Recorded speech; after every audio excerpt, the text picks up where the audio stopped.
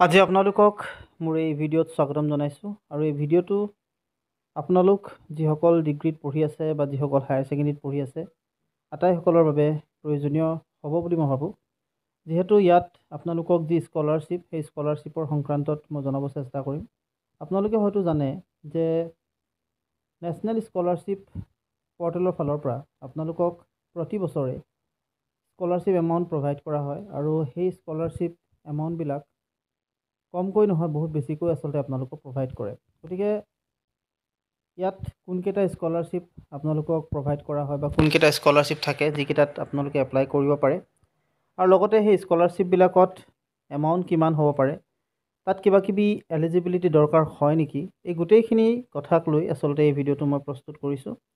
গতিকে ভিডিঅ'টি আপোনালোকে চাব শেষলৈকে, যিহেতু আপোনালোক যিসকল হায়াৰ ছেকেণ্ডেৰী ফাৰ্ষ্ট ইয়েৰৰ পৰা বিশেষকৈ আপোনালোক যিসকল মাষ্টাৰ ডিগ্ৰীলৈকে অৰ্থাৎ ডিগ্ৰী বা যিখিনি BA BSc BComটো আছেই, higher secondary first year second year আছে, লগতে মাষ্টাৰ্ছ যিখিনি আছে সেই আটাইসকলে আচলতে এই যি স্কলাৰশ্বিপ সেই স্কলাৰশ্বিপটো এপ্লাই কৰিব পাৰে, যিহেতু সকলোৰে বাবে এই স্কলাৰশ্বিপটো প্ৰযোজ্য হয়।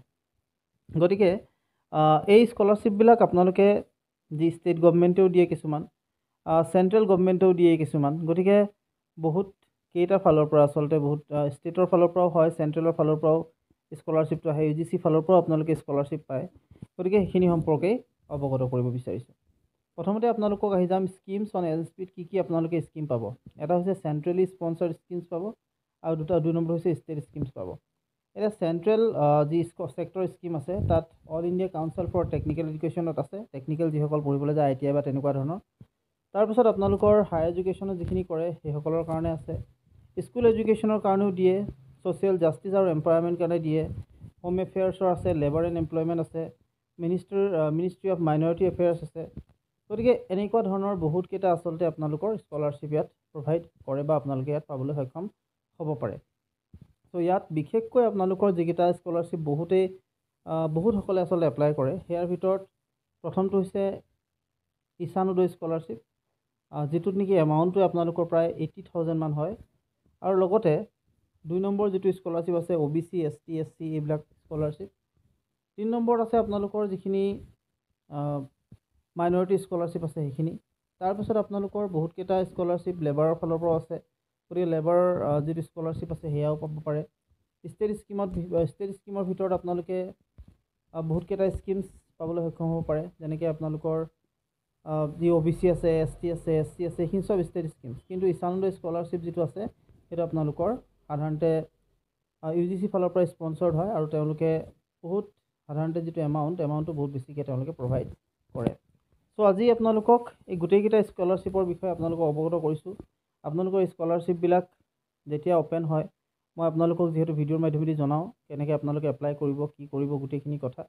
চ' আজি আপোনালোকক জনাব বিচাৰিছোঁ স্কলাৰশ্বিপবিলাকৰ বিষয়ে, অৰ্থাৎ আপোনালোকৰ কি স্কলাৰশ্বিপ পাব পাৰে বা স্কলাৰশ্বিপবিলাক কি আপোনালোকে পায় সেইখিনি আপোনালোকক জনাব বিচাৰিছোঁ। প্ৰথমতে যিটো ঈশান উদয় স্কলাৰশ্বিপৰ কথা মই আপোনালোকক কৈ আছোঁ, সেই ঈশান উদয় স্কলাৰশ্বিপ যিহেতু আপোনালোকৰ যি UGC ফালৰ পৰা স্পনচাৰ্ড হয়, গতিকে এই স্কলাৰশ্বিপ দেখিছে যিটো ঈশান উদয় স্কলাৰশ্বিপ, ইয়াত আপোনালোকৰ স্পেচিফিকেশ্যন কি থাকিব পাৰে। প্ৰথম কথাটো হৈছে ঈশান উদয় স্কলাৰশ্বিপ কৰাসকলে ডিগ্ৰী কৰা হ'ব লাগিব বা মাষ্টাৰ্ছ কৰা হ'ব লাগিব।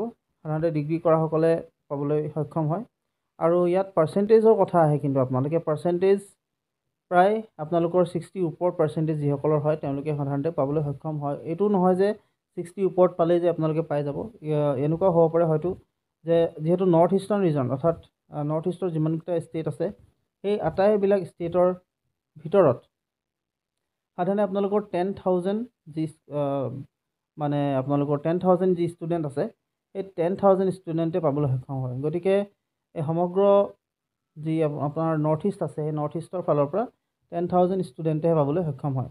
এলিজিবিলিটি হিচাপে আপোনালোকক ইয়াত প্ৰথম কথাটো হৈছে হায়াৰ ছেকেণ্ডেৰী পাছ হ'ব লাগিব আৰু লগতে যিকেইটা আচলতে ডিগ্ৰী এডমিশ্যন অৰ্থাৎ আণ্ডাৰ গ্ৰেজুৱেট BA BSc BComত যিসকলে এডমিশ্যন লয় তেওঁলোকেহে আচলতে ইয়াত এলিজিবল হয় পাবৰ কাৰণে।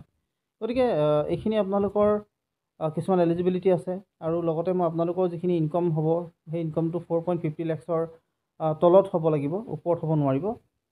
তাৰপিছত আপোনালোকৰ ডমিচিয়েল হ'ব লাগিব ইয়াৰ, গতিকে ইয়াৰ লোকেলছ হ'ব লাগিব বা ইয়াৰ আপোনালোকে বাসিন্দা হ'ব লাগিব, সেইখিনি ফ'ল' কৰিলে আপোনালোকে ঈশান উদয় স্কলাৰশ্বিপ পাবলৈ সক্ষম হ'ব। নেক্সট ST SC OBC যিবিলাক স্কলাৰশ্বিপ আছে তাত এমাউণ্টটো বহুত বেছি নিদিয়ে, কিন্তু আপোনালোকৰ তাত এটা কথা আছে কি তাত এলিজিবিলিটি হিচাপে আপোনালোকে হায়াৰ ছেকেণ্ডেৰী সকলোৱে এপ্লাই কৰিব পাৰে, ডিগ্ৰী সকলোৱে এপ্লাই কৰিব পাৰে, আৰু লগতে তাত পাৰ্চেণ্টেজৰ কোনো কথা নাথাকে। সাধাৰণতে জেনেৰেলি তেনেকুৱা নাথাকে, আপোনালোকে প্ৰায় সকলোৱেই পায় যদিহে আপোনালোকে যিখিনি ডাটা যিখিনি আপোনালোকে ডকুমেণ্টছ দিব লাগে সেইখিনি যদি ভালদৰে দিয়ে তেতিয়াহ'লে নিশ্চয় আপোনালোকেও পাবলৈ সক্ষম হ'ব। চ' এইখিনি আপোনালোকৰ স্কলাৰশ্বিপ আহে। আজি আপোনালোকক জনালোঁ কোনকেইটা স্কলাৰশ্বিপ সাধাৰণতে আহে, আপোনালোকে কি এপ্লাই কৰিব পাৰে। এইকেইটা স্কলাৰশ্বিপ আপোনালোকে এপ্লাই কৰিব পাৰে, আৰু এই স্কলাৰশ্বিপবিলাক যেতিয়া অ'পেন হ'ব বা যেতিয়া আহিব আপোনালোকক মই অৱগত কৰিম। আপোনালোকে এপ্লাই কৰি থ'ব, আপোনালোকৰ কাৰণে হেল্পফুল হ'ব। চ' ইয়াৰ ওপৰত আপোনালোকে যদি আৰু কিবা আপডেট বিচাৰিছে বা কিবা জানিব বিচাৰিছে মোক কমেণ্ট কৰিব, মই হেল্প কৰিবলৈ চেষ্টা কৰিম যিমানখিনি পাৰোঁ, আৰু লগতে চেনেলটো ছাবস্ক্ৰাইব কৰি বেল আইকনটো প্ৰেছ কৰি ৰাখিব। চ' আজিলৈ এইখিনি জনালোঁ।